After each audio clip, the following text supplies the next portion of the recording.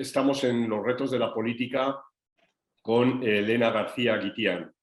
La profesora García Guitián es catedrática de Ciencia Política en la Universidad Autónoma de Madrid, donde hizo su doctorado. Es discípula de una excelente persona, de un gran colega como fue Rafael del Águila Tejerina, y es especialista en temas de teoría política. Lo primero que tengo que decirte, Elena, es muchísimas gracias por animarte a participar en este programa del área de Ciencia Política de la Universidad de Salamanca y darte la bienvenida al mismo. Muchas gracias a ti por invitarme y por ofrecerme esta posibilidad de charlar, porque ya sabes que con estos ritmos que tenemos, pues muchas veces los colegas que estamos muy próximos no tenemos ningún momento ni siquiera para charlar de todas estas cuestiones tan importantes que tenemos entre manos. Bueno, pues sin más dilación, ya sabes, el título es Los retos de la política. ¿Cuáles son, en tu opinión, los retos de la política? Pues en este momento los retos de la política son muchos, porque creo que lo que caracteriza este último periodo es han confluido una serie de transformaciones que no aparecen de un día para otro, ¿no? Pero que han llegado a un momento en el que, como los terremotos, ¿no? Las dos placas que estaban ahí en tensión, pues han generado algunos movimientos sísmicos que desde luego afectan, por supuesto, a la política, porque lo político siempre tiene que ver con los conflictos, y en épocas de cambios, en épocas de crisis, en épocas inestables, pues los conflictos se multiplican.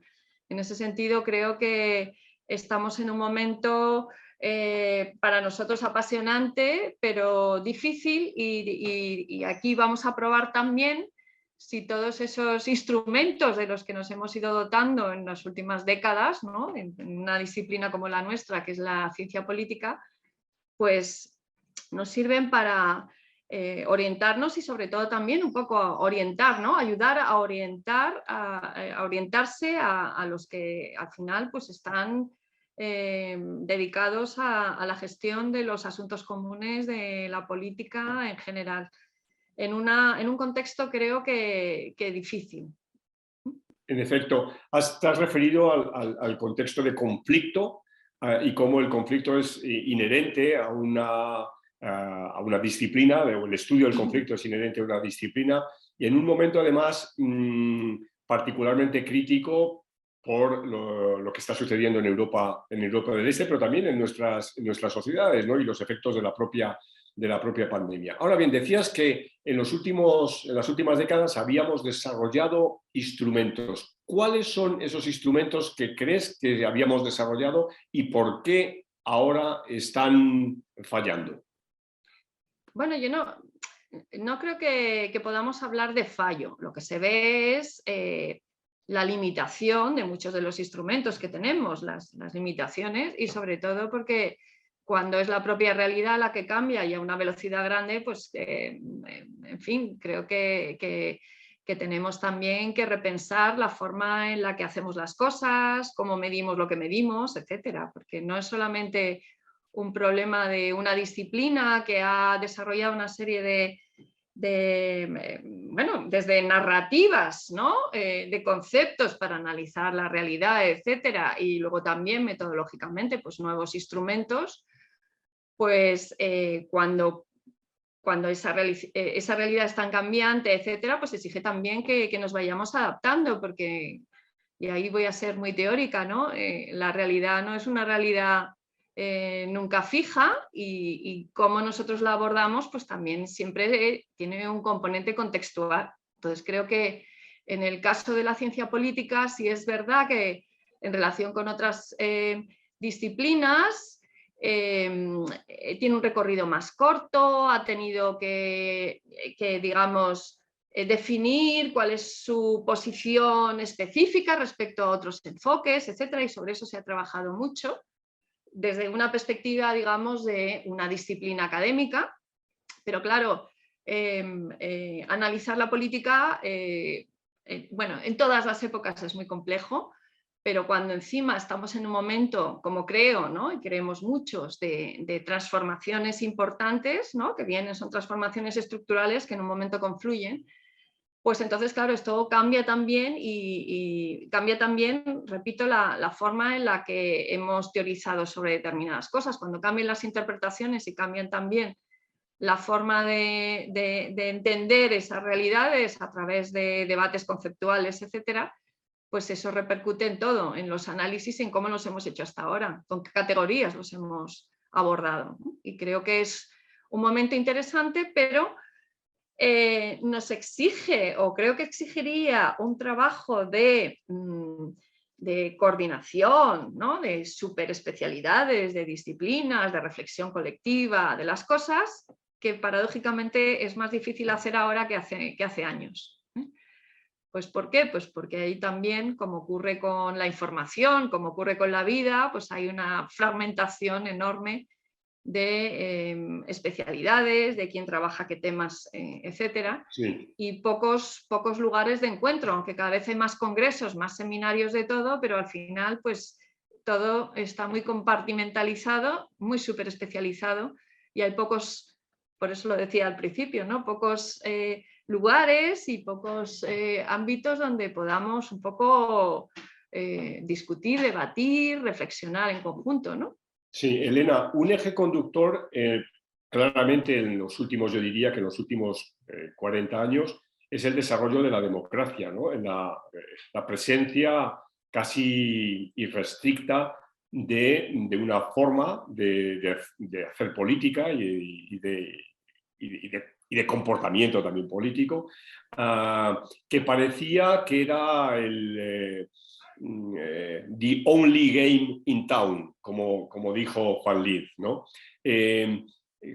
¿Cuáles son las constricciones que ahora mismo tú percibes que se pueden estar dando en este escenario que pensábamos hasta hace relativamente poco tiempo que era el único escenario posible?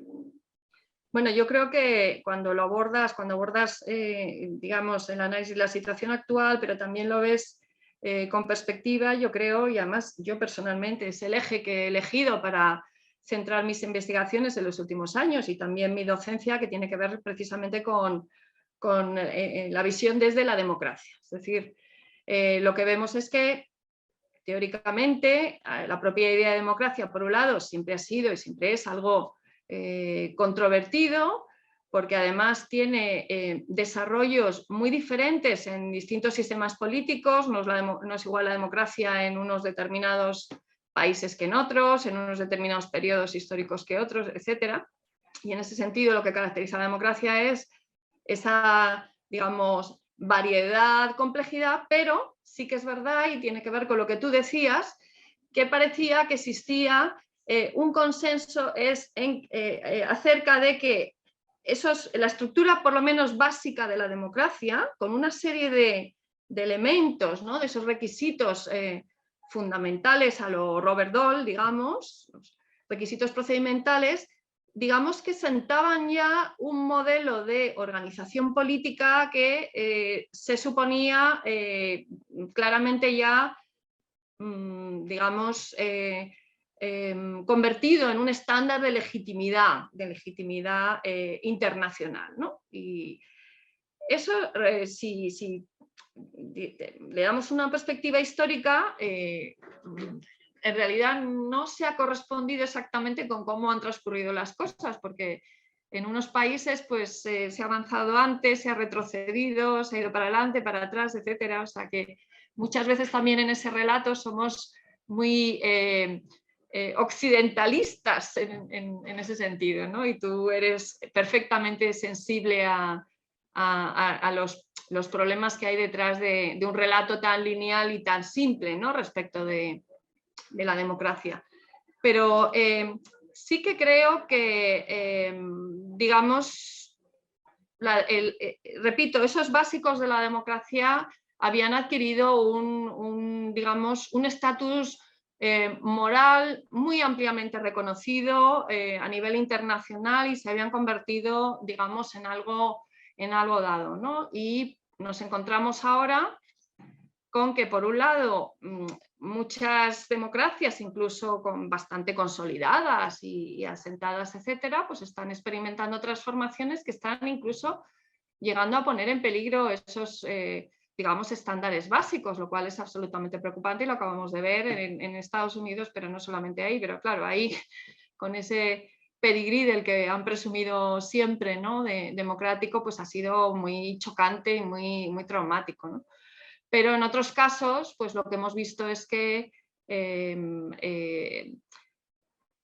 no solamente ha habido una degeneración en cierto sentido de las democracias, ¿no?, sino que en determinados lugares pues, no se ha llegado a desarrollar una democracia, y estamos hablando de China.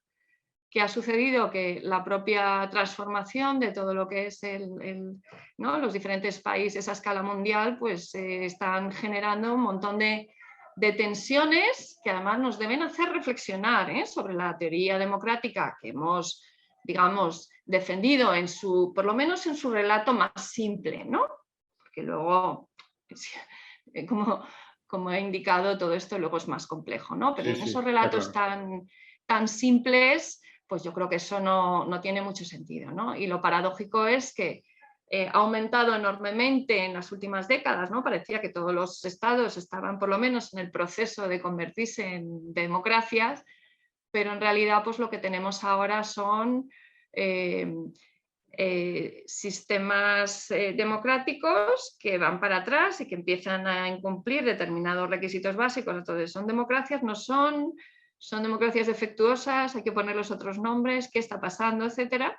Y luego otros que han adoptado algunos de las, digamos, apariencias de la democracia o esos procedimientos básicos, pero que no funcionan absolutamente como autocracias, que es lo que hemos visto ya en el caso de Rusia, claramente, ¿no?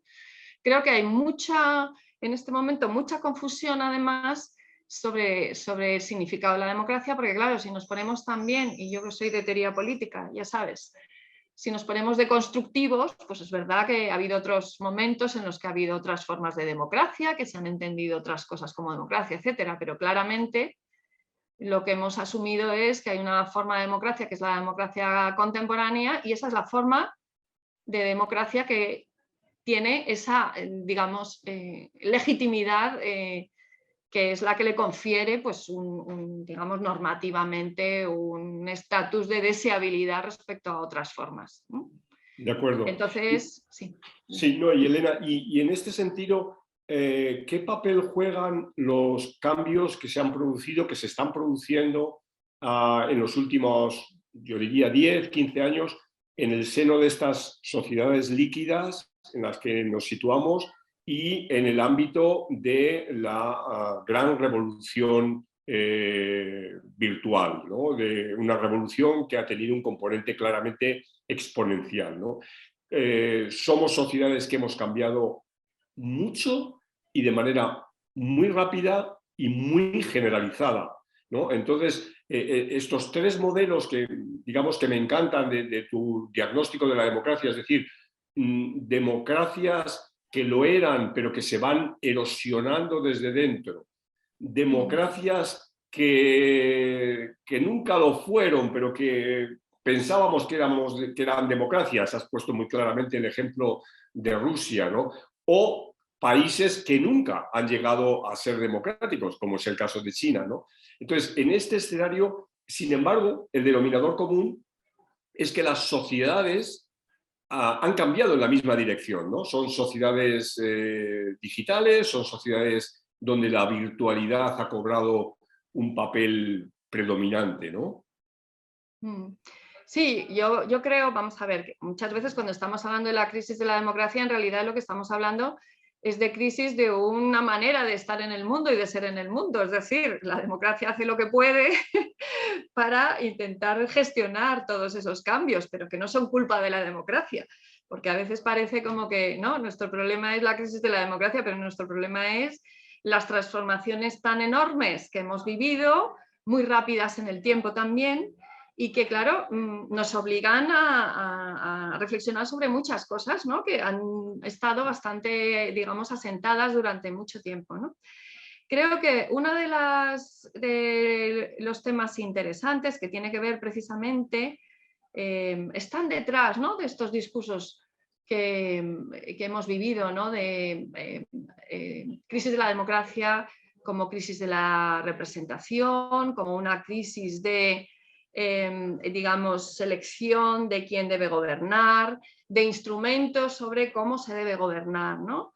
Esto es lo que ha ido transformándose y es muy interesante porque, por ejemplo, muchos de los países como China, ¿no? O incluso algunos que están en declive, se aprovechan de esos discursos de crisis que estamos realizando desde dentro de las democracias para transformarlas, para intentar adaptarnos, etcétera, para decir, si eso no funciona, ¿por qué seguís empeñando? Nos estamos dando ese tipo de argumentos, ¿no?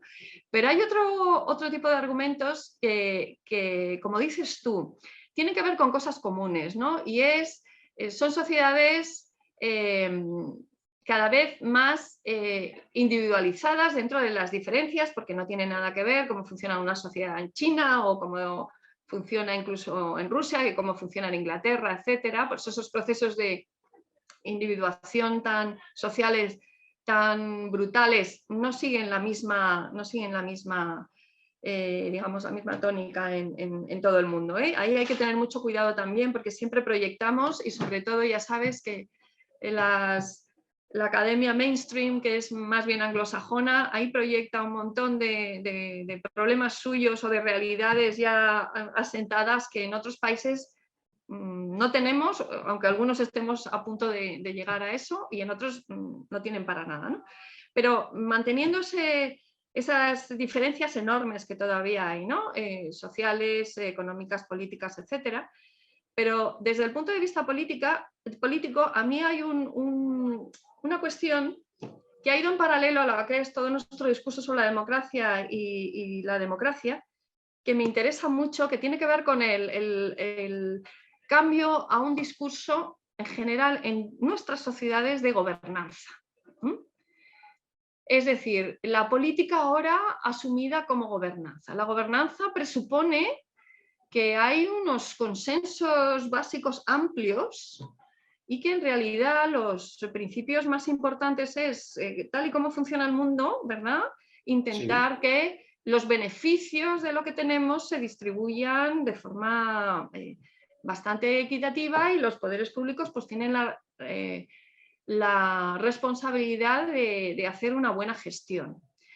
Ese discurso de gobernanza, y sobre todo porque muchas veces va ligado el término gobernanza a gobernanza democrática, me preocupa mucho, y vuelvo un poco a mi preocupación anterior, en el sentido de que, por ejemplo, los índices internacionales, porque todo esto está promovido por las organizaciones internacionales de todo tipo, y tiene un lado muy, digamos, progresista y un lado de una dimensión de mejora, ¿no? Pero respecto a cómo nos vemos la perspectiva democrática, pues, por ejemplo, en índices que se hacen de gobernanza democrática, pues aparece Singapur como uno de los top, por ejemplo, ¿no? Que es un régimen autoritario, por no decir otra cosa, no es una democracia, ¿no? Entonces, creo que esos enfoques, ahora, por ejemplo, respecto a China, ¿no? Pues se dice, pero si están organizando un montón de foros deliberativos, porque le llamaban ahora autoritarismo deliberativo, por ejemplo, etcétera, ¿no? Entonces, hay lo que ha sucedido es que esta visión que tenemos también de la democracia, ¿no? Que lo que hace y su base es respetar un pluralismo, ¿no? político, que es fundamental y que está en la base de cómo hemos construido todos nuestros sistemas modernos, que los antiguos no lo tienen igual.